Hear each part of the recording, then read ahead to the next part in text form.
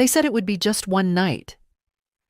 It's only until the plumbers finish, Kylie smiled, nudging my suitcase into the motel room. Andrew kissed my cheek with that distracted, guilty air he'd worn since his father died. We'll pick you up in the morning, Mom. Promise. I watched their car pull away through the torn blinds, the taillights disappearing like an afterthought. But I didn't sleep. Something about the way they avoided eye contact, how my wallet had accidentally stayed in Andrew's car, my bones felt it before my mind did. Something was off. The room smelled like bleach and mildew, with a TV bolted to the dresser that flickered when I tried the remote. I didn't even bother unpacking. I'd only brought a weekend bag, a few essentials, one change of clothes, my medications, and the thick envelope of documents I never left the house without. At least I had that. Birth certificate, deed to the house, bank statements. I kept them in a zippered pouch, a habit from decades ago when I learned never to trust anyone with the paperwork of your life. In the morning, I opened the curtain to the sight of an empty parking lot. No Andrew, no Kylie, no phone call.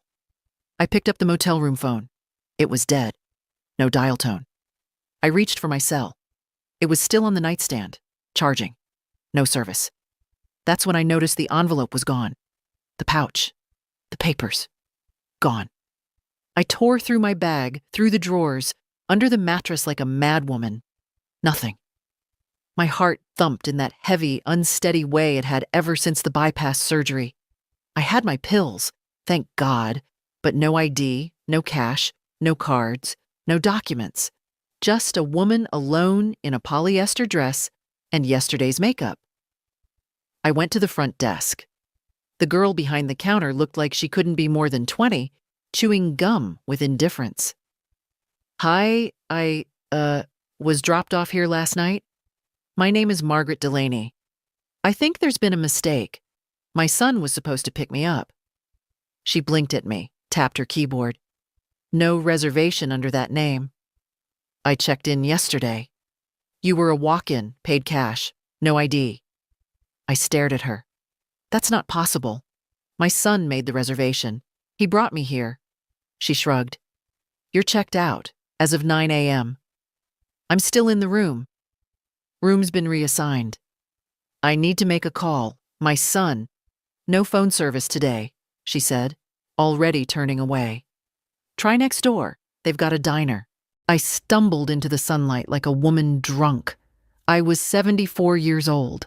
I'd never once been arrested, never missed a mortgage payment, never borrowed what I couldn't repay.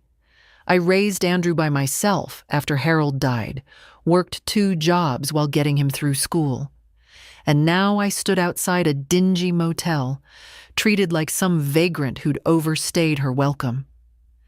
At the diner, the waitress let me use the landline. I dialed Andrew first. It rang 3 times, then went to voicemail. I didn't leave a message. I tried again. Same thing. Then Kylie. Her phone went straight to voicemail. I called the house phone. Disconnected. It took me 2 bus rides and 1 long walk to reach our street, my street, Chestnut Avenue, where we'd lived since 1983. My roses were still blooming along the walkway, my hydrangeas overgrown, in need of pruning. I smiled a little, despite everything. Then I reached the door, and my key didn't work. I stood there, dumbfounded, trying it again and again until the key bent. I knocked, then rang. Nothing. Finally, a neighbor emerged, Janice McCready from across the street, the one with the yappy dog and the forever linty sweaters. "Oh, Margaret," she said, clearly flustered.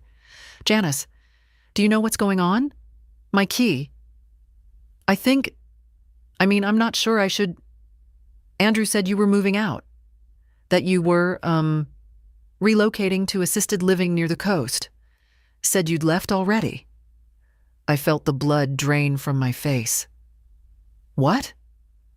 "That moving truck came yesterday morning. I saw them take out your things. I assumed Margaret, are you all right? I turned away before she could touch me. I walked around the house. The back door had a new lock. The garage code panel was gone. Every window shut tight. Even my bedroom curtains had been replaced. White blinds, cold and unfamiliar. I stood in the garden for a long time. I wasn't crying, not yet. I was calculating. I knew where Andrew banked. I knew the notary who'd helped me draft my will. I knew the contact at the county records office who once complimented my raspberry jam and told me, "You're sharper than most people half your age." I wasn't broken. Not yet. That night, I slept at a women's shelter downtown. It was clean, quiet, and the lady at the front desk gave me tea and didn't ask questions when I said I had nowhere else to go. I lay on the cot, staring at the ceiling. My body ached, and the cold seeped into my knees, but I was already planning. Tomorrow, I'd start with the bank, then the notary, then the county. I might be 74. I might be tired. But I still knew how to take care of myself. They thought they could erase me. They were wrong. The bank was my first stop. I arrived as the doors opened, the morning sun still low enough to throw long shadows across the sidewalk. Inside, the air smelled of printer paper and air conditioning. I walked up to the customer service desk with my back straight and my jaw set. "Good morning," I said calmly. "I need to speak to someone about my accounts. My name is Margaret Delaney." The young woman behind the counter smiled professionally. "Do you have your ID, Mrs. Delaney?" "No," I said. "It's been stolen." She hesitated. "I'm afraid I'll need some form of identification." "I've been a customer here for 40 years, I interrupted. "I opened my first account when you were in diapers. You'll find my face on the anniversary wall behind you, third from the left." She glanced, unsure. "Let me get the branch manager." His name was Eric. He'd started working at the bank about a decade ago, when he was fresh out of college and still unsure how to tie a tie. I'd given him a mint one day when he looked pale, and ever since he'd called me Mrs. D with a fondness that felt genuine. He came out from behind the frosted glass office, his smile faltering a little when he saw me. "Mrs. Delaney," he said, stepping forward. "Everything okay?" "No," I said. "I need to know what's been done to my accounts.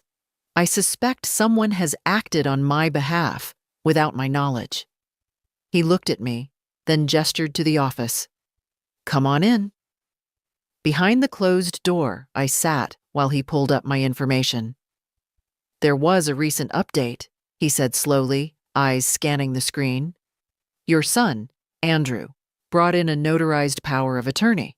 It grants him full access." I felt the floor tilt slightly. "When?" "3 days ago.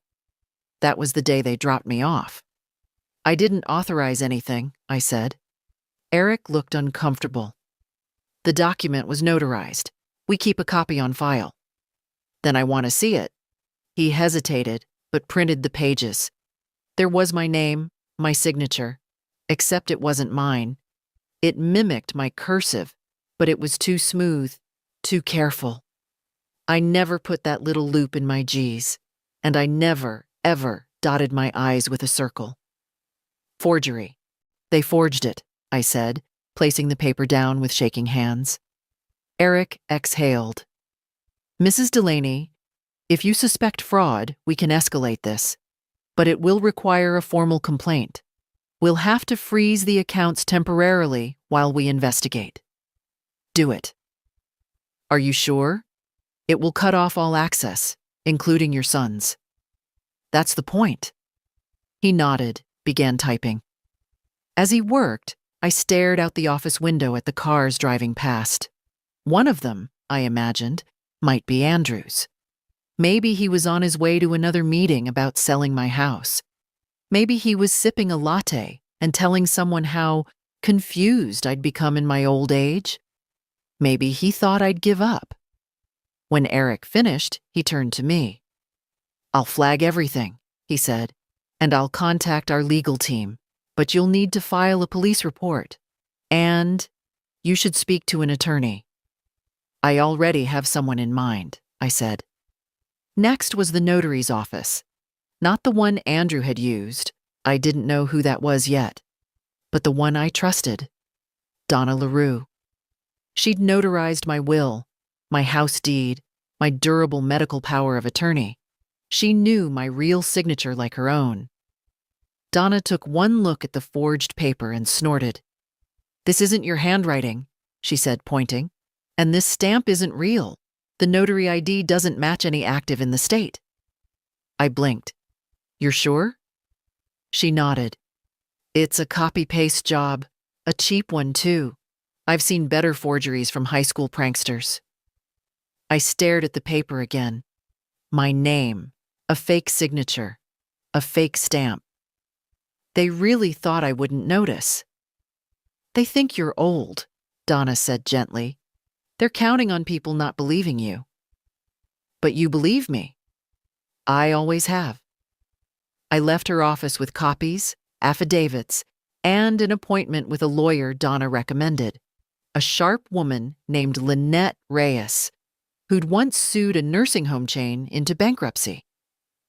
But by the time I reached the county building to check on the house deed, I was starting to feel the weight of it. My body ached. My legs throbbed. I hadn't eaten all day. Still, I went in. I gave the clerk my name. She typed, clicked, frowned. "There was a transfer filed yesterday," she said. "Property reassigned under joint ownership, Margaret Delaney and Andrew Delaney." I closed my eyes. "Was there a witness?" "Yes." "Was I present?" The clerk looked uncomfortable. "I'm not allowed to say, ma'am, but you can file a contest. You'll need to speak with the assessor and submit documentation." "Then give me the forms." That night, I slept in a shelter again. A different one this time. Quieter. A volunteer offered me a cup of soup. I drank it slowly, letting the warmth spread into my hands. They thought I'd crumble. They thought I'd be too old, too confused, too tired to fight. But they forgot who I am. They forgot I raised a son, built a life from scratch, balanced checkbooks when every dollar mattered, stood in line at the DMV with a sick baby on my hip and a bag of groceries in the other arm. They forgot I'm Margaret Delaney, and I'm not done yet. The next morning, I woke before dawn, my body still aching from the cot and my nerves sharpened to a point. I sat on the edge of the mattress and stared at my hands in the dim shelter light. They were thinner now, more veined than I remembered, but steady. I could still trust them to hold a pen, to write my name the right way, to open doors no one expected me to find. By 8:30, I was standing outside Lynette Reyes's office. It was in a modest brick building downtown. No flashy sign, just her name in small letters on the glass. That told me enough. Lawyers who win don't need neon to say so. Inside, her assistant, a crisp young man named Cody, offered me coffee and helped me fill out a basic intake form. He didn't flinch when I said I didn't have ID. "We'll fix that," he said simply, and ushered me into Lynette's office. Lynette looked like someone who could make a judge nervous with one raised eyebrow. Mid-50s, no-nonsense face, gray streaks in her bun like bolts of lightning. She stood to shake my hand. "Margaret Delaney, Donna called me about you. Said you've got a forged POA and a family with boundary issues." "I've got more than that," I said. "I've got a son who dumped me in a motel, cleaned out my house, and forged my signature to take over everything." She nodded once. "Start from the beginning." So I told her. The motel, the missing documents, the fake power of attorney, the revised deed, the bank accounts. She didn't interrupt, just made notes, asked for dates and names. When I was done, She leaned back and exhaled slowly. "This is a full-on case of elder financial abuse," she said. "You're lucky you caught it early. Most people don't realize until everything's already sold or lost. I only caught it because I couldn't get back into my house." "Well," she said, "we're going to make sure you do. What can we do first?" "Emergency injunction to freeze any financial activity tied to your name, especially real estate. Then we challenge the POA, file for fraud investigation, and if necessary, criminal charges. The forged signature alone is a felony. And if your son's wife was involved, she's liable too." "I don't want to ruin his life," I said quietly, almost surprised by my own voice. "But I want mine back." Lynette looked at me evenly. "Then we do this clean and fast. You'll need to stay off the radar for a bit. If he finds out you're moving legally, he might try to sell the house or empty accounts before we freeze them." "I've already frozen the bank accounts," I said. "The manager was an old friend." "Good. You're ahead of the curve." She handed me a packet of papers and a schedule for the week ahead, affidavits to sign, hearings to prepare for, evidence to collect. Then she paused. "Margaret, do you have anywhere safe to stay?" I shook my head. "Shelter downtown. It's clean enough." Her eyes softened just for a second. "Give me a moment." She stepped out. A few minutes later, Cody came back in with a note in hand. "We've arranged for a temporary apartment through a partner nonprofit," he said. "It's small, but safe. Rent-free. Just until we get things sorted." I wanted to argue. Pride rose up like a reflex, hot and foolish. But I was tired. And I knew this wasn't charity. This was strategy. "Thank you," I said. That night, I sat on a real bed in a quiet room with a locked door and a lamp that worked. The apartment was no bigger than a shoebox, but it had dignity. A kitchenette, a little desk, a bathroom with clean towels. I ran the faucet just to hear the sound of something that belonged to me again. I pulled out a notepad and started writing. A list of everything I remembered being taken. House, Chestnut Avenue, primary checking account, pension account, automatic deposits. Power of attorney, forged. Insurance contacts, social security information. Then I started another list. People who believe me. Donna, Eric at the bank, Lynette, myself. That last name, I circled it. Twice. The next day, Lynette filed the emergency injunction. We had a hearing date, but until then, I needed to prepare. I took the bus across town to the Central Records office, spoke to a clerk named Rosalind, who still wore the same bright green glasses I remembered from years ago when I used to drop off Harold's property taxes.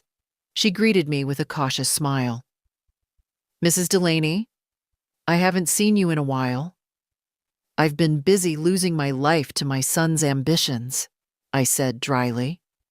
"I need any records of deed transfers from the last 10 days. She didn't ask questions, just printed them out and quietly slid them across the counter. There it was, in ink and county seal. A new deed listing Andrew Delaney as joint owner based on voluntary transfer and agreement. My signature looked clean, too clean. Rosalind leaned in. He came in with a woman, blonde, maybe mid-30s, seemed nervous, signed fast. "Kylie." I thanked her and left. At the pharmacy, I paid in cash for a week's supply of my medication. That part scared me the most. Not the legal fight, not the house, not even the money. But the idea of waking up one morning with nothing in my bloodstream to hold my body upright. I couldn't afford weakness. That night, back in the apartment, I looked at the deed again. I thought of the hydrangeas, my bookshelves, the teacups Harold brought me from Tokyo, all under someone else's name now. No, not someone else's. Mine. Still mine. And I was going to take it back, page by page, signature by signature. Even if I had to walk into court in orthopedic shoes and a coat too thin for spring, I'd do it. Because they dropped me off and thought that was the end. But it wasn't the end. It was only the beginning. I woke early again, before the sun filtered through the blinds of the little apartment. My body wasn't used to stillness. Years of waking to alarm clocks, to Harold's coughs, to Andrew's cries in the night, had trained me to rise before the world did. Old habits, like old hurts, don't go quietly. I sat at the kitchen table with a mug of instant coffee, reading the photocopies of the forged deed Lynette had highlighted. Voluntary transfer. That word, voluntary, burned hotter than any betrayal. There was nothing voluntary about being abandoned in a motel without money or phone access. Nothing voluntary in watching your life repackaged under someone else's name. Lynette had scheduled our first court date. Just a motion hearing to freeze the house deed, to stop Andrew from selling it. It was next Thursday. That gave us 5 days. I spent those days collecting evidence. First, I went to the moving company. It wasn't hard. There's only one major outfit in our part of town. The girl behind the counter was wary at first, but when I explained who I was and what I needed, she softened.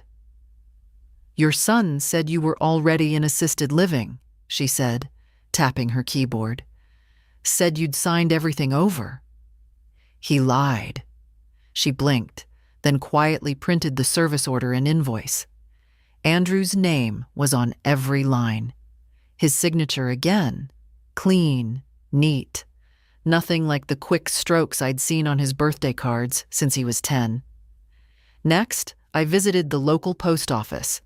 The mail forwarding slip was there too, signed electronically, redirected to a P.O. box, not even to his own home. "He said it was temporary," the clerk explained. "Didn't mention you at all." Each lie stacked on the next like kindling. I wasn't angry anymore.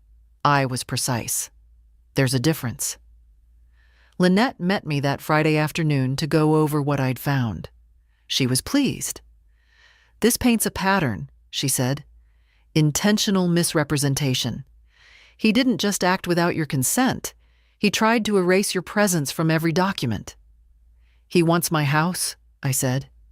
"And my silence." "Well," she smiled, "he can't have both." Saturday, I returned to the street where my house stood. I took the bus again.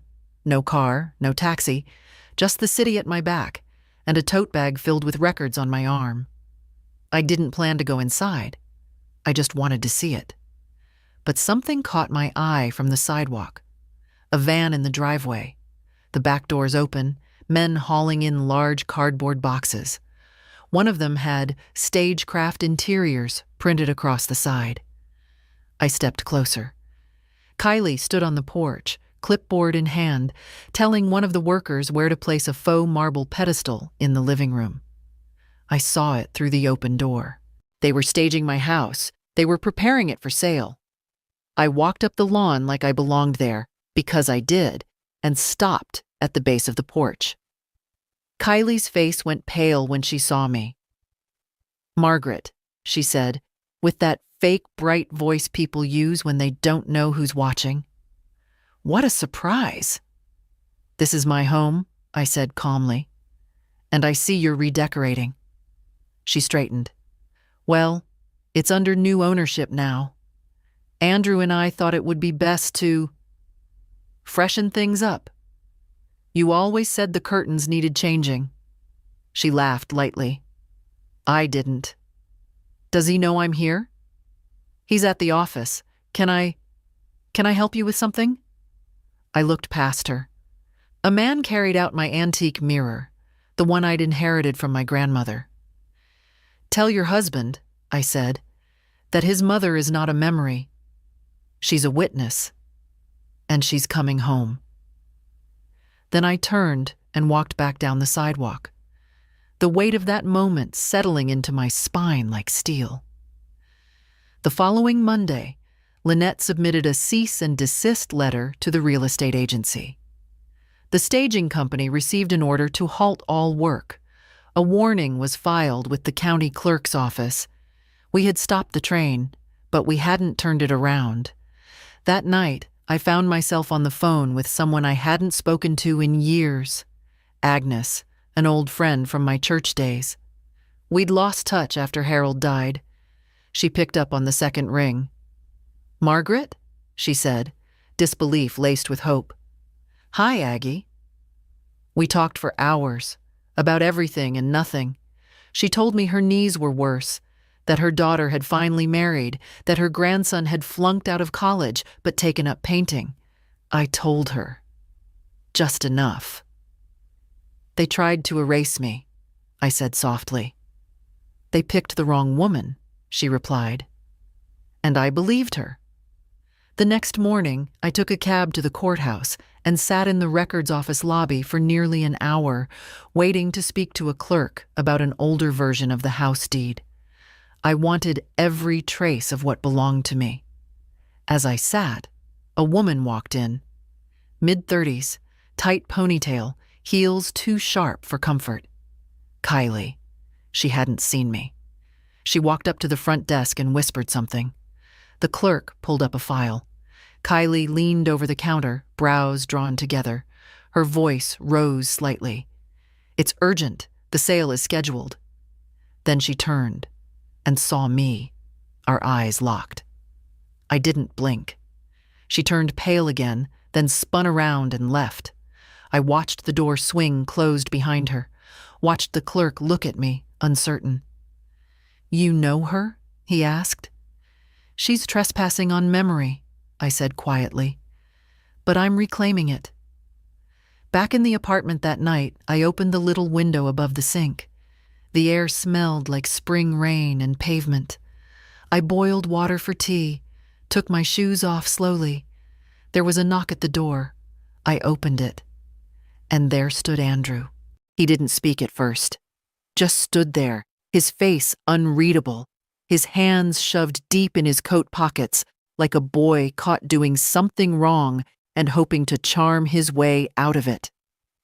Andrew had always looked like Harold. Same sloped shoulders, same deep-set eyes. But there was something brittle now about the way he held himself. Like the lies had started to calcify under his skin. "Mom?" he said finally. I didn't answer. I left the door open and walked back into the apartment. If he wanted to talk, he could follow. He did. The place looked smaller with him in it. His presence, his cologne, even the click of his expensive shoes on the linoleum felt too large for the walls. I sat at the table.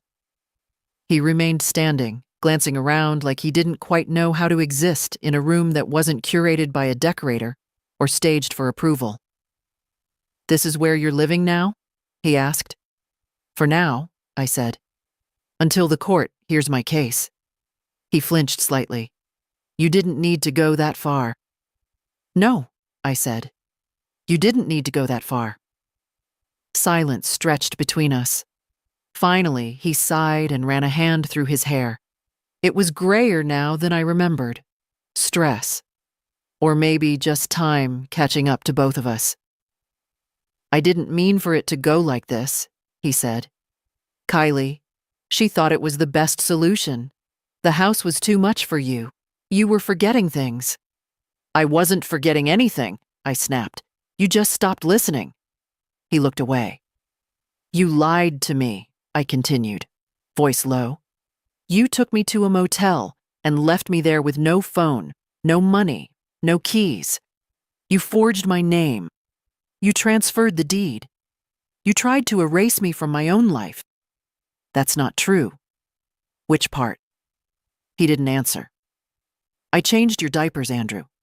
I sat up with you through croup and nightmares and broken hearts. I gave you everything I had, my time, my savings, my strength. And when I got old, when I slowed down, you decided I was inconvenient." "That's not fair," he said quietly. "Fairness ended when you signed my name to a lie." He sat down across from me, his elbows on the table like he was suddenly too tired to hold up his own shame. "We were drowning," he said. "The mortgage, Kylie's medical bills, the twins' school fees. I kept thinking if I could just sell the house, just get a little ahead, I could fix everything. I thought you'd understand." "You didn't even ask." He didn't deny it. He just stared at the chipped mug in front of him, as if it held the answers. "Mom, I know it was wrong. I do. But can't we fix it quietly? Without dragging everything into court?" I leaned forward slightly. "You want me to stay quiet so you can keep the house?" "I want us to heal," he said. "To move on." "You mean, pretend it didn't happen? Let you keep what isn't yours and call it peace?" "I didn't mean to hurt you." "But you did." He was silent for a long time. "I didn't expect you to fight back," he said finally. That, more than anything, told me everything I needed to know. "No," I said. "You didn't." I stood. He did too. "I'm not your victim, Andrew. I'm not your burden. I'm your mother. And if I have to spend the rest of my life reminding you what that means, in court, in records, in sworn affidavits, I will." He looked at me, and something passed over his face. Regret, maybe. Or just the dawning realization that I wasn't bluffing. "I'll see you in court," I said. He left without another word. That night, I didn't sleep much. I lay awake, listening to the hum of the refrigerator, the occasional car outside, the soft buzz of streetlights. My body hurt. My heart hurt more. But there was no part of me that doubted what I'd done. I wasn't just defending my home. I was defending the woman I'd spent 74 years becoming. The next morning, Lynette called. "He came to see you, didn't he?" "Yes." "Good," she said. "That means he's scared." "Should I be?" She paused. "No, but you should be ready." I was. Because when your own child forgets who you are, what you've given, what you've endured, you don't argue. You remind them. You return, piece by piece, until your name means something again. And I hadn't even started. I didn't go outside for the next 2 days. Not because I was afraid, but because I needed quiet. The kind of stillness that lets you hear yourself think without the noise of other people's shame or excuses. I stayed in the apartment with my notes, my papers, my coffee cooling beside a stack of affidavits that had started to feel like armor. I read every line of that forged deed until the curves of my own name, copied, stolen, felt like bruises. By Wednesday morning, I was ready. Lynette picked me up at 8 sharp. She drove a small, silver sedan that smelled faintly of lemon and steel resolve. She didn't talk much on the way to the courthouse, and I didn't need her to. We were 2 women walking into battle with different scars, but the same aim. At the courthouse entrance, I spotted him. Andrew stood with Kylie by the marble steps, both dressed like they were going to a fundraiser. He in a tailored navy suit, she in a pearl-colored blouse that probably cost more than my rent. They looked polished, presentable, deliberate, but they flinched when they saw me. Good.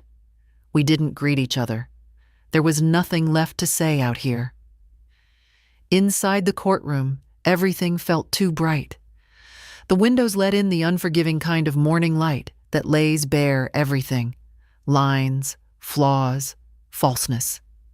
I sat beside Lynette, papers in hand, watching as the clerk called our case. Delaney versus Delaney, motion for injunction? The judge was a woman. Older, sharp-browed, silver-haired like me. I liked her immediately. Lynette stood first. Her voice was calm, deliberate, surgical.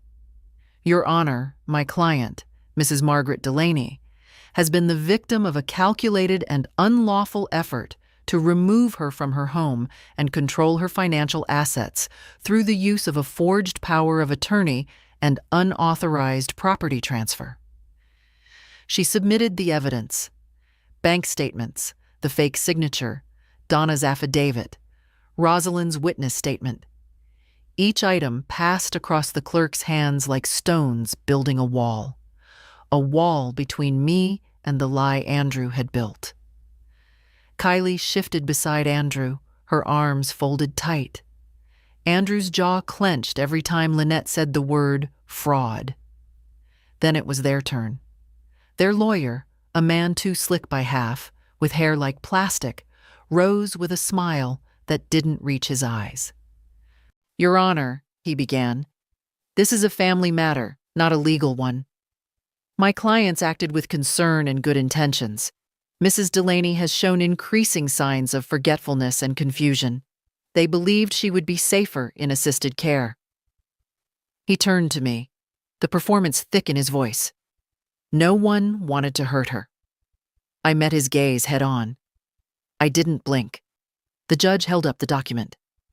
"This signature," she said, "is already under forensic review." The lawyer nodded. "If it was misunderstood—" "It's not misunderstood," the judge interrupted. "It's contested. There's a difference." Silence.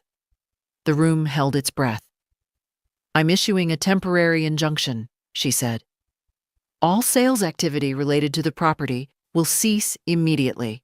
No access to funds without this court's approval. We'll schedule a full hearing to determine the validity of the transfer and the power of attorney." I exhaled slowly. "Mrs. Delaney," the judge added, turning to me, "I recommend you retain possession of any personal documents and belongings you still have, until we sort this out." "I intend to," I said. The gavel struck. Outside the courtroom, Andrew caught up with me. "You didn't have to do this, Mom. You're making a scene." "No," I said. "I'm making a stand." Kylie looked like she wanted to say something, but didn't. Maybe she sensed that nothing she offered would sound right. Not now. Not after the judge's tone. Not after the paper trail we'd laid down piece by piece. Lynette and I walked away. Back in the apartment, I hung my coat carefully, then sat at the little table where all of this had begun. Just me, a mug of coffee, and the sound of my own heart beating slow and certain. I didn't feel triumphant. Not yet. But I felt something I hadn't in weeks. Real. Visible. Present. That night, I pulled out a photo album I'd managed to grab before everything fell apart. I flipped through the pages slowly. Andrew in a dinosaur costume. Me holding a cake shaped like a volcano. His first day of school. His college graduation. A younger me with tired eyes and proud hands. I wasn't perfect. But I had been there. For everything. Now, for once, I was going to be there for myself. The battle had only just begun. But I wasn't backing down. The apartment felt smaller the next morning, not because it had shrunk, but because the weight I'd carried into it had grown lighter. There's a strange kind of energy that comes after the first real pushback, a sense of motion, like a train finally creaking forward on rusted tracks. I wasn't anywhere near the end, but I wasn't standing still anymore. I went back to the bank that afternoon, this time not as a woman asking for answers, but as a client reclaiming control. Eric met me at the entrance. "We saw the court's order," he said, ushering me inside. "I've already flagged the accounts and suspended all activity under the disputed POA. Your funds are secure, Mrs. Delaney." I nodded. "Thank you, Eric. But I'd like to do more than secure. I want to reset." He looked up. "I want to close every joint account Andrew has access to. I want new cards, new passwords, new signatures. Everything." He didn't hesitate. "We'll get started right away." We sat together for nearly an hour. I signed forms, answered security questions, re-established myself line by line. It felt like peeling off layers of someone else's decisions until I found my own voice again. "I'm also going to need to open a separate trust," I added, for a future transfer. Eric didn't ask what it was for. He just nodded and slid the forms across the desk. By the time I walked out, the sun had already begun to set. The sidewalks were bathed in gold, and for the first time in weeks, I allowed myself to slow down. To breathe in the evening without bracing for a call or a new betrayal. Back at the apartment, a letter was waiting in my mailbox. Typed envelope, no return address. Inside, a note, folded neatly. "Mom, please call me. We need to talk. Things got out of hand."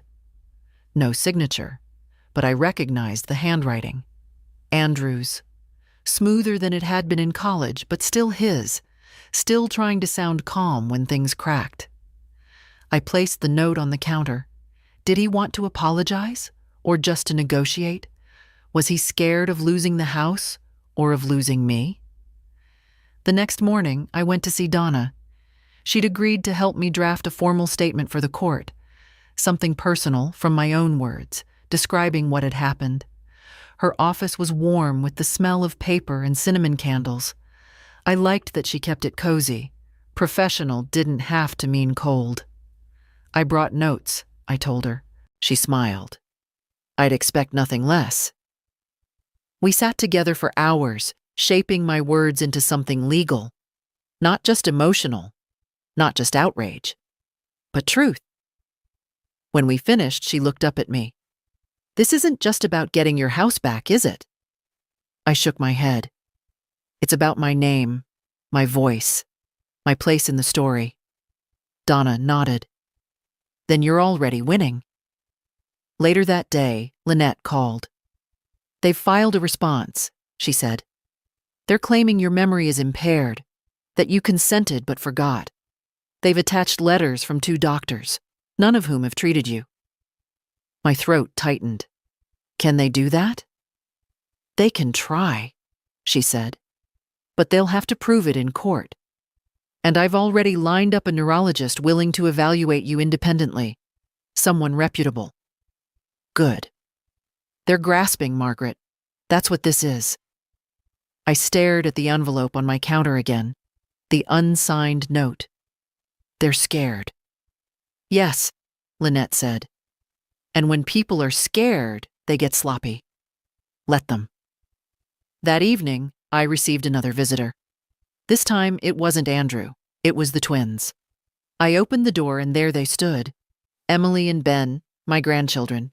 19, barely adults, eyes full of confusion, and something else I couldn't quite name yet. "Hi, Grandma," Emily said, hesitating. We heard what's going on," Ben added. They came in, sat awkwardly on the couch, glancing around the room like they were visiting a museum exhibit. I made tea, because what else does one do when a broken branch of family reappears? "We didn't know," Emily said. "About the house. About the motel. Dad told us you were moving, that it was your choice. He said you were tired," Ben added, "that you wanted to be closer to the coast." I smiled without warmth. "And you believed him?" They both looked down. "We should have checked," Emily whispered. "We're here now," Ben said. I sat across from them, studied their faces, the same freckles Andrew had as a boy, the way Emily wrinkled her nose when she was nervous. "What happens now?" Emily asked. "I fight," I said simply. "In court, in records, with everything I have left." Ben looked like he wanted to ask more, but didn't. When they stood to leave, Emily hugged me. Tentative at first, then tighter. "You don't deserve this," she said. "I know," I replied. They walked out into the evening, just 2 kids caught between love and loyalty. And maybe, just maybe, that was the first crack in the wall Andrew had built around the truth. As I closed the door behind them, I whispered the same thing I'd told myself in the mirror that morning. They forgot who I am. But I haven't. The day of the psychological evaluation came with rain. Not a downpour. just that steady, whispering drizzle that paints the streets in gray and makes everything feel slower. I stood in front of the mirror longer than usual that morning, brushing my hair, smoothing my blouse, checking the buttons on my cardigan twice. Not because I needed to impress anyone, but because I knew how this worked. The narrative wasn't about truth. It was about perception. Dr. Evelyn Monroe greeted me at her office door. She was in her early 60s, with kind eyes and a voice like velvet, warm but precise. I liked her instantly. "I've reviewed the petition your attorney submitted," she said as we sat across from each other. "I understand there are concerns about your cognitive function." I gave a tight smile. "Apparently, remembering a forged signature and recognizing your own name makes people nervous." She smiled back. "Let's just talk." And we did. For over an hour, she asked questions about dates, names, my medications, my past, current events. I recited all the U.S. presidents backwards, starting from Biden, listed my childhood addresses, explained compound interest.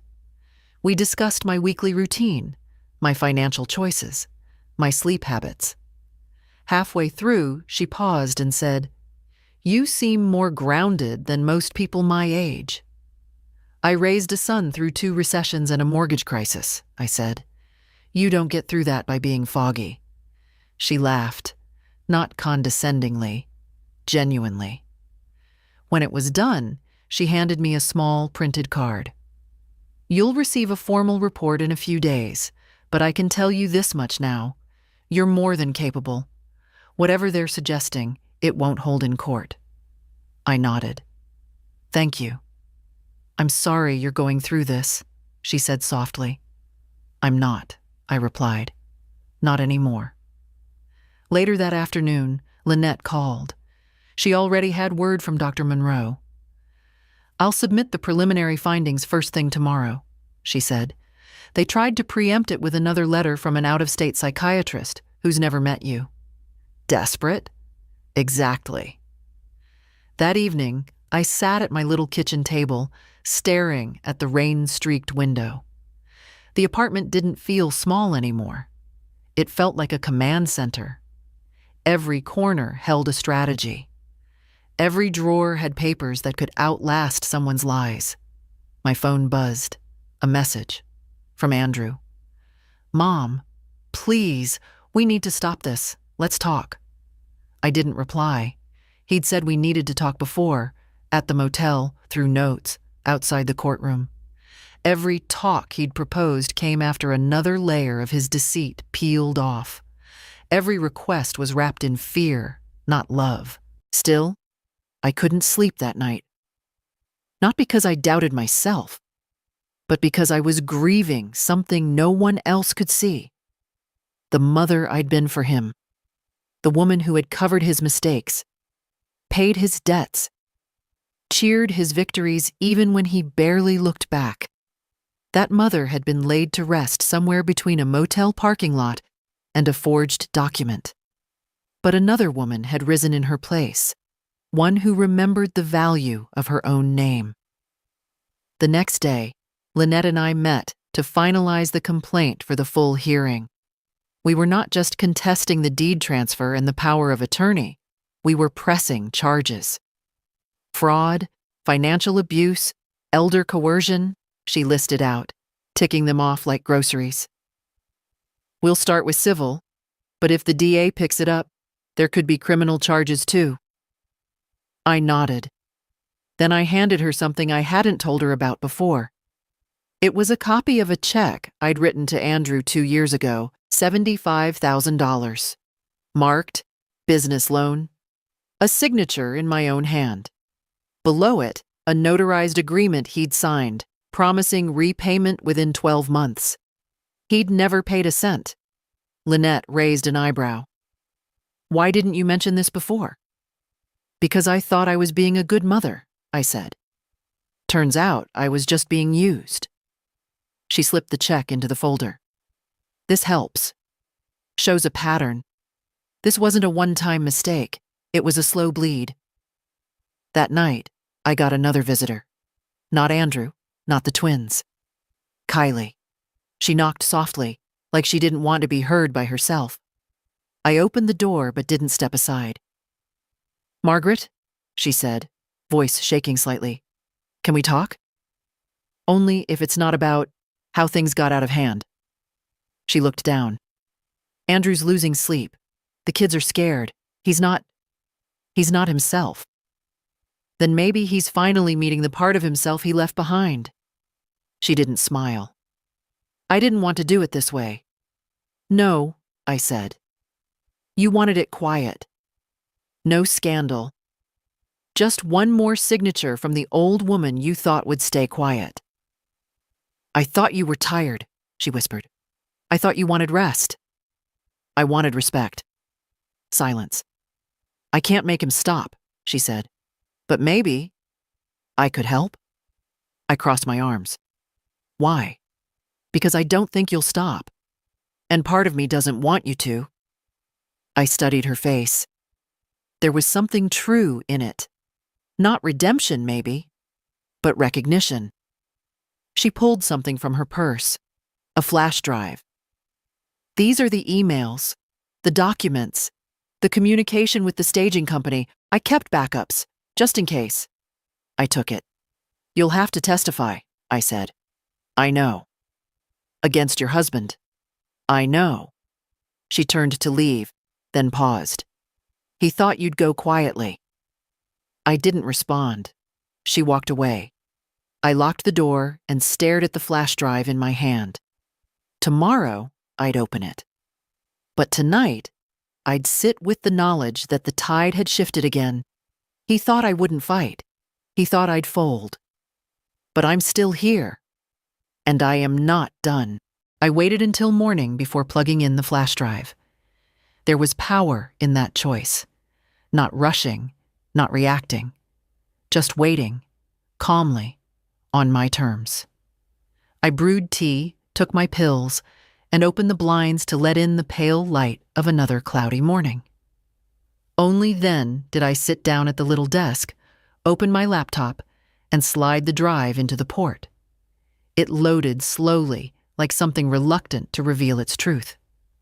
Inside were neatly labeled folders, deed prep, POA drafts, interior contracts, sale timeline. But it was the folder marked correspondence that made my hands still. I clicked. Emails. Dozens of them. Between Andrew and Kylie. Between Andrew and realtors. Between Andrew and a lawyer I'd never heard of. One thread dated back months before the motel. Subject line, "Mom's assets. Urgent." I scrolled. "If she gets difficult, we'll say she's confused. Her memory's been slipping anyway. The key is to stay ahead of her. We can have the papers notarized in advance. She doesn't need to be there. Just get someone who'll stamp. Once she's settled somewhere else, we'll change the locks. Make it seem like it was her decision all along." I sat back in the chair, the screen still glowing. I wasn't just pushed out. I was planned out. And now I had proof. I printed everything. Every email, every timeline, every contractor receipt with Andrew's signature, every date that lined up with the lies he'd fed me. Then I picked up the phone. "Lynette," I said, "we're going to war." She didn't ask questions. "Bring it in. I'll prep the exhibits." That afternoon, we submitted an amended complaint to the court. Intentional deception, fraudulent notarization, asset concealment, and breach of fiduciary duty under the false POA. The judge, Lynette said, would be hard-pressed not to move it toward criminal referral. When I left her office, the sky had cleared, not metaphorically, literally. Blue stretched wide overhead for the first time in what felt like weeks. The city, scrubbed clean by the last days of spring rain, shimmered in sunlight. I walked 2 blocks to the cafe where I used to take Andrew when he was little. He liked the sugar cubes. I always gave him 2. I ordered tea and sat by the window. Across the street was a playground. A little boy chased pigeons while his mother watched, laughing when he stumbled. I wondered what kind of man that boy would become. Who would he blame when things got hard? Who would he expect to clean up his messes? That night, I got another call. Evelyn Monroe, the psychologist. "I finished my report," she said. "It's done and submitted. And Margaret, I went a little beyond?" "What do you mean?" "I included a supplemental opinion on cognitive abuse. Based on your history, your independence, and the timeline, it's clear to me that your son used manufactured concern as a weapon." I was quiet. "Most people don't fight back," she added. "They're too afraid of losing what little they have left." "But you're not most people." "No," I said. "I'm not." The next day, the court clerk called. The hearing date was moved up. Kylie's testimony had triggered an acceleration of process, especially with the emails now part of the official record. "They're rattled," Lynette told me. "I want them in the room when I speak," I said. "You'll have that." Over the next 2 days, I barely slept. I rehearsed my statement, rewrote it, practiced it aloud. I looked in the mirror and read it to my own reflection. Not dramatic, not sentimental, just facts, steady and sharp, like the truth should be. On the day of the hearing, I wore my navy dress, the one they thought I'd be too old to care about. I put on my mother's brooch, the silver one shaped like a leaf. It had been passed down, not handed over like something disposable. The courtroom was packed. A few reporters, a few spectators. I didn't care who they were. I only watched Andrew. He looked smaller this time, less sure, like the weight of his plan had finally settled onto his own shoulders. Kylie sat beside him, pale but composed. The judge addressed the room, then turned to me. "Mrs. Delaney," she said, "you may proceed." I stood. "My name is Margaret Delaney. I am 74 years old. I was born in this state. I raised my son as a single mother after my husband died unexpectedly at 47. I paid off our mortgage. I paid for my son's education. I never missed a bill." My voice didn't shake. "I was removed from my home under false pretenses. My accounts were accessed using a forged power of attorney. My house was listed for sale without my knowledge. I was labeled confused, too old, too slow to notice. But I noticed." I held up the papers. "I noticed everything, and I am here today to make it clear. I do not give permission. I do not give silence. I do not disappear." The room was so quiet, I could hear the click of the judge's pen when she set it down. Lynette stood. "We rest, Your Honor." The judge nodded. "We'll reconvene in 3 days with a ruling." We left the courtroom in silence. Outside, in the hallway, Andrew caught up to me. He didn't speak right away. Then, "You've made your point." I turned to face him fully. "No," I said.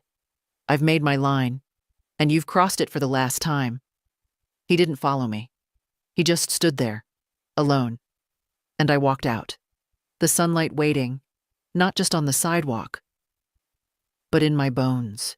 3 days later, I dressed slowly.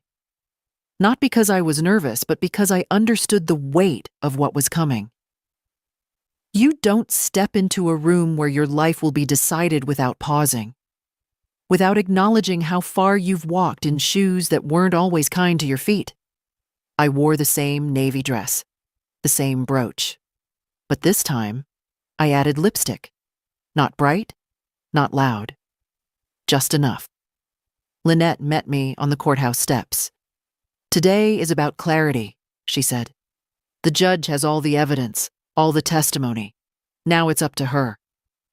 Inside, the courtroom was quieter than before. Fewer people, no reporters. Just those who had to be there, and those who had nowhere else left to stand. Andrew sat with his lawyer, shoulders tight. Kylie wasn't beside him this time. Instead, she sat on the other side of the room, alone. The judge entered. We stood, sat, waited. She read from a prepared statement, her tone calm and firm, the cadence of someone who'd weighed every word with care. In the matter of Delaney versus Delaney, the court finds that the power of attorney filed on behalf of Mr. Andrew Delaney was fraudulent, lacking verifiable consent, and improperly notarized. Furthermore, the transfer of property was executed under misrepresentation and without the voluntary participation of the original deed holder, Mrs. Margaret Delaney. She paused. Effective immediately, all rights, ownership, and control revert to Mrs. Delaney. All accounts accessed under the forged POA will be subject to audit. The sale is void. The locks will be changed under court supervision. I heard a gasp. I don't know if it was Andrew or me. The judge continued. Additionally, this court recommends referral for potential criminal investigation under the jurisdiction of the district attorney. Charges may include fraud, elder abuse, and unlawful possession of property. It landed like thunder in the room. Andrew turned to his lawyer. The man leaned in, whispered fast. Andrew's hands twitched on the table. The judge looked at me. Mrs. Delaney, your case sets precedent, not just for legal remedy, but for dignity. You remembered who you are. Let the record show, the court did too. I stood when she exited, not because anyone asked, but because I needed the weight of the moment to settle upright in my spine. Outside, the sun was high. Lynette walked beside me, papers in hand, quiet satisfaction in her step. That's the hard part, she said. No, I replied. That was the necessary part. The hard part came before. The silence. The doubt. We reached the sidewalk. She turned to me. What now? I looked down the street. Home. That word had changed. Not just a house, not just brick and windows and roses by the fence, but a place I never left behind, even when someone tried to take it. I go back, I said, and this time, I carry the key. Later that afternoon, a locksmith, hired by the court, met me at my own front door. He was kind, didn't ask questions, just nodded as I showed him the door, the garage, the side gate. Within the hour, every lock had been changed, every trace of their access removed. I stepped inside, dust on the floor, a faint scent of staged furniture polish, but it was still mine. The couch was gone. So were the curtains, but the floorboards creaked in all the right places, and the sunlight hit the kitchen tiles like it always had. I walked room to room, found my grandmother's mirror, left in the garage, wrapped in a moving blanket. Found my teacups in a box labeled donations. I unpacked them slowly, placing them one by one into the cupboard where they belonged. Not for charity, for continuity. That night, I sat in the living room, on a chair they hadn't taken, with a cup of tea in my hand. Outside, the wind stirred the hydrangeas. Inside, I felt something settle, not joy, not triumph. Just truth. I hadn't won everything, but I had reclaimed myself, and that, I realized, was enough. I didn't expect the phone to ring that night. Not after the ruling, not after the locks had been changed, and the house had been made mine again, not just by law, but by presence. I had turned on every light, opened every cabinet, and let the silence know I was home. Silence doesn't always mean peace. Sometimes it just means no one's listening. So when the phone rang, I almost didn't answer, but I did. Hi, Grandma. Emily's voice, small but steady. Hello, sweetheart. I heard, it's over. I glanced around the living room. Boxes still sat in corners. My feet ached from walking on cold tile all day. But yes, it's over. A pause. I'm glad, she said. I didn't know what to do before. I still don't. That's all right, I told her. You don't have to know. You just have to be honest. I want to come see you. You can. She exhaled like she'd been holding her breath all week. I'll bring Ben, if that's okay. Of course. She hesitated again, then quietly, I'm sorry for not asking questions sooner. You were told not to. Another pause. He told us you were losing it, that you forgot things, that you were better off. He needed you to believe that, I said, so he wouldn't have to explain what he was doing. Do you hate him? That stopped me. I thought about the motel, the bank, the forged documents, the look on his face when he realized I wasn't going to disappear. No, I said, but I no longer excuse him. The line went quiet, and then Emily whispered, That makes sense. We set a time for the next afternoon. When they arrived, I was in the garden, clipping dead blooms, turning the soil. My hands were dirty, and my knees ached, but the sun was warm, and I welcomed it like a guest I hadn't seen in months. They walked up the path slowly. Ben taller than I remembered, Emily with her arms folded, like she wasn't sure if she was allowed to unfold them. You can come in, I said. This is still your grandma's house. Inside, we sat in the kitchen. I made sandwiches. Not the kind they grew up with. My hands weren't as fast as they used to be, but good enough. We ate in near silence. Then Ben spoke. Is Dad going to jail? I don't know, I said. That's not in my hands now. It's in the district attorney's. Emily stared at her plate. He's angry. He says you ruined everything. I imagine he does. He says you turned on him. I sipped my tea. No, he turned on me. I just turned back around. Ben nodded like he didn't fully understand, but respected it anyway. You didn't deserve this, Emily said. No one does, I replied. But that doesn't stop it from happening. I didn't ask them to take sides. I didn't scold or explain further. I just let them sit in the house they once ran through with popsicles and let the weight of everything settle where it belonged. Later, Emily walked into the living room. She stood in front of the fireplace, staring at the empty space where my photos used to be. They packed all this up, she said. They did. Why?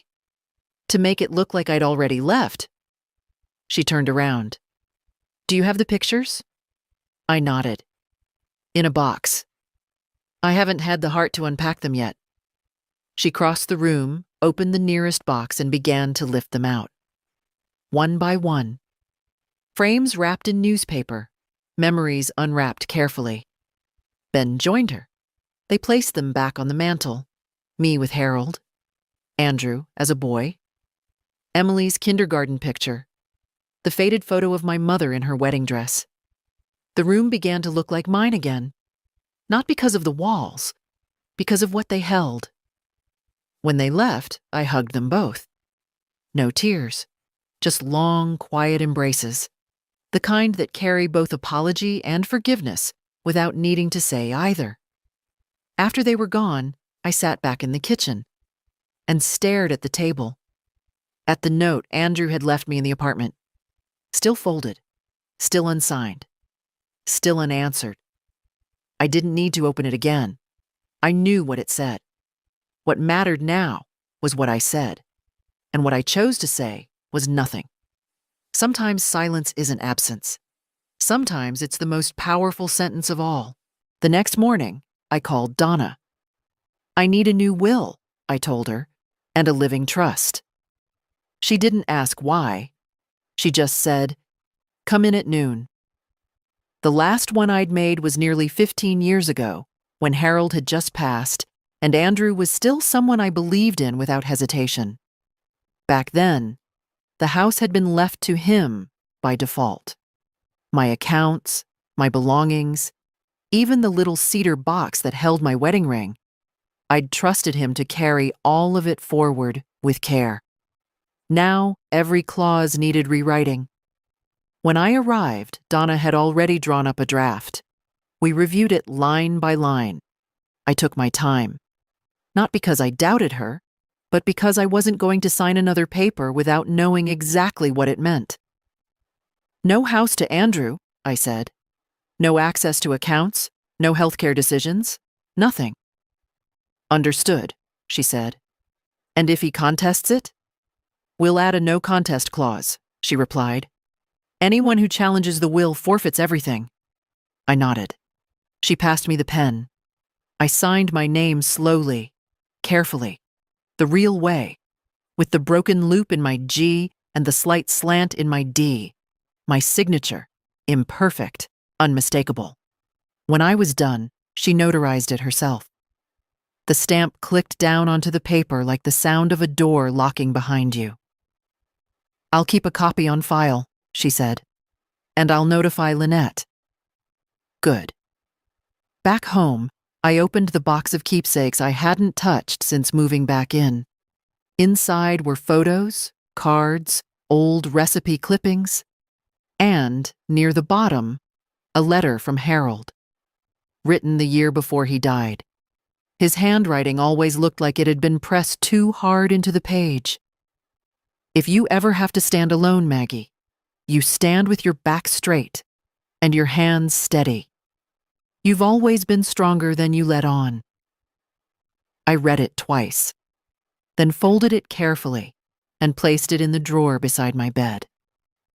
That evening, I received a letter in the mail, real envelope, real stamp. From Andrew, no return address. Inside, a handwritten page. Mom, you've made your point. I know you don't want to hear from me, but I'm writing anyway. Not to excuse myself. I know I crossed a line. I panicked. I let Kylie's fear and our debt push me into something unforgivable. But I need you to know, it wasn't hate. It was weakness. I thought I was protecting you. I was really protecting myself. I'm sorry. I don't expect forgiveness, but I wanted to say it anyway. Andrew. I folded the letter and placed it in the same drawer as Harold's, not because it held the same weight, but because it came from the same son who once brought me dandelions in a paper cup. I didn't respond. Apologies are seeds. Let them rest in the dirt. Some grow, some don't. The next morning, I called a woman named Esther. She was a social worker I'd met years ago through church. Retired now, but still sharp, still involved. We had tea on the porch, and I told her what had happened. All of it. Not for sympathy, but for purpose. I want to help other women like me, I said. The ones who get pushed out of their own lives. The ones who think being quiet is the same as being safe. She nodded. There's a shelter program that could use someone like you. They've been looking for women with lived experience, not just lawyers. Real voices. I'm interested. Then we'll get you in. That evening, I stood in the kitchen and looked around.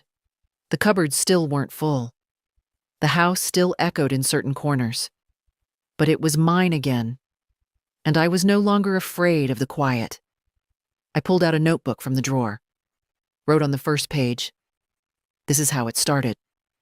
Not with a bang, not with a betrayal, but with forgetting who I was, and then remembering, loud enough to be heard. I closed it. There was more to write. But for now, I had peace. Not because they gave it to me, because I claimed it. The first time I stood in front of the women at the shelter, I didn't plan to say much. I'd brought tea and cookies, something small, something ordinary. The staff introduced me simply, Margaret's here to share her story, if she's comfortable. I wasn't sure I was, but I stood anyway. Because I remembered what it felt like to have no one look you in the eye, to be seen as a problem, not a person. There were 9 women in the room, different ages, different faces, but the same tiredness in the shoulders, the same caution behind their eyes. I didn't begin with the motel. I began with the house. I lived in that house for 39 years, I said. My son was raised there. My husband died there. My garden bloomed every spring. It was mine. They watched me, silent, waiting. And then one day, someone decided I didn't need it anymore. I told them everything, slowly, plainly. No drama, no embellishment, just the facts, the forged documents, the bank, the courtroom, the silence, the memory of my own name. One woman, maybe 50, asked, "How did you know it was really happening? That it wasn't just you losing control?" "I didn't," I said. "Not at first. Because that's how they do it. They take your confidence first, then your keys." They laughed, quietly, bitterly. But they understood. "I got it all back," I said. "Not everything I lost, but everything I needed." When I left that day, one of the staff members caught my hand. "They're going to ask for you again. You know that, right?" "I'm not a speaker," I said. "No, but you're a mirror. And they haven't seen themselves clearly in a long time." That night, I sat in the living room with a blanket over my knees and the old photo albums spread out around me. I paused at one page. Andrew at 7, missing teeth, grinning in front of a Lego tower we'd built together. I remembered that afternoon. He'd called it Delaney Tower and insisted it would last forever. It collapsed the next morning when the cat jumped on the table. I turned the page. Emily, holding a spoon bigger than her face. Ben, dressed like a robot. Their innocence was still intact, still reachable. I knew that now, and I knew something else. This wasn't the end of a story. It was the beginning of my own. Not the one I gave away as a mother, not the one I managed for others as a wife, but the one I wrote myself, finally, and without apology. A week later, I returned to court. Not for my case, but for the DA's announcement. Formal charges, fraud, elder financial abuse, forgery, and misrepresentation.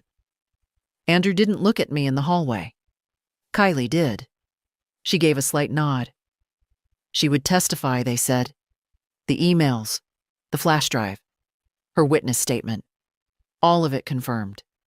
She wasn't innocent, but she was cooperative. That mattered now. I didn't speak at the press table. I didn't need to. The law was speaking for me now. Lynette met me outside afterward. "They might offer him a plea deal," she said. "Will it keep him from doing this to someone else?" "Yes." "Then let it happen." She studied me for a long moment. "You're different." "No," I said. "I'm finally the same on the outside as I've always been inside." That afternoon, I went to the hardware store, bought paint, soft blue for the kitchen, pale green for the hallway, something clean, something new. The young man at the register offered to carry it to my car. I let him. "You doing all this yourself?" he asked. "I've done harder things," I said. And I had. Back home, I changed into old clothes, opened the windows, and started rolling color over the walls. One strip at a time, one layer at a time, covering what had been, preparing for what would be. The paint dried slowly. Each morning, I'd walk through the house with a mug of tea and touch the walls with my fingers. Not to check the finish, but to feel the shift. The way a room changes when it becomes yours again. The way silence can finally sound like peace. I took my time with the rest. Rehung the curtains. Planted basil in the window box. Called the roofer about the leak I'd ignored for years, always thinking someone else would handle it. Now I wanted the responsibility. Wanted the choice. And with every nail hammered back into place, I was reclaiming more than a house. I was reclaiming the rhythm of my own life. Emily started coming on Saturdays. She'd bring pastries, half squashed from the bus ride, and sit at the kitchen table while I cooked. She never asked to help. She just showed up, which was more than anyone had done in years. One day, she brought a man with her. His name was Max. Kind eyes, soft voice, hands that didn't fidget when he sat at my table. He asked about the hydrangeas, and when I told him they weren't blooming this year, he offered to help move the soil. "I'm not here to fix anything," he said gently. "Just to lift where I can." After they left, I sat alone and smiled, not because of him, but because of her. She was finding her own way, just as I had to. And she was doing it with her eyes open. Ben came too, though less often. Always awkward, but always earnest. He brought his sketches once, shyly showing me a portrait he'd drawn of the old house, just as he remembered it before the staging. He'd drawn me standing in the window, watching. "You always seemed like you were thinking something big," he said. "I usually was," I told him. We laughed. That Sunday, I received a certified letter from Andrew's lawyer. Inside, a formal apology. Typed, notarized, stiff with legal language, but clear enough. He admitted to forgery, to acting without consent, to misusing my name and property. The statement would be used in court as part of his plea agreement. There was also a handwritten note, separate. "I don't expect you to forgive me, but I wanted to put it on paper, not for the court, for you. I took something sacred and made it transactional. I thought I was saving us. I was really saving myself from shame. You didn't deserve it. I know that now." "Andrew." I folded it once, placed it in the same drawer as the others. That letter wouldn't be framed, wouldn't be destroyed. It would just live there, quietly, like a wound that healed enough to stop bleeding, but still remembered the pain. That night, I took a long bath. First one since coming back to the house. I let the water rise slow and hot. Let it cover my knees, my hips, my ribs. Let it hold me. Not as a rescue, but as a rest. And for the first time in a long while, I didn't think about what had been taken. I thought about what I'd kept. My voice. My name. My will. When I got out, I put on clean clothes and walked barefoot through every room. No music, no television, just the sound of a house that had learned to listen again. I paused in front of the mantel, touched each photo with 2 fingers, whispered the names of the people in them, not for memory, but for continuity. They hadn't gone, and neither had I. At the edge of the living room, I placed something new. A small frame, simple wood, no glass. Inside, the first page of my notebook. This is how it started. And underneath it, a blank page, waiting. Not for someone else to fill it, but for me. Some days, I forget it ever happened. Not because the pain is gone, but because the story no longer controls the room when I enter it. Now, when I wake up, the first thing I notice is the light. The soft way it leans through the window over my kitchen sink.